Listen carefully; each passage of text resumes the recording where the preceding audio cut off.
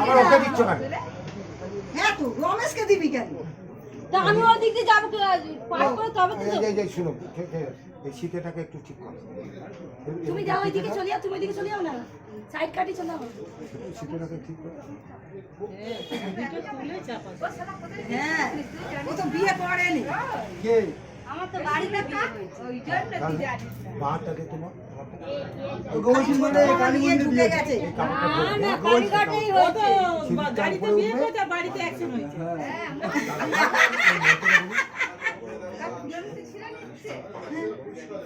ওই ছোট মামা তো ওকে নিয়ে চলে গেছে, বিয়ে করেছে কোথাও।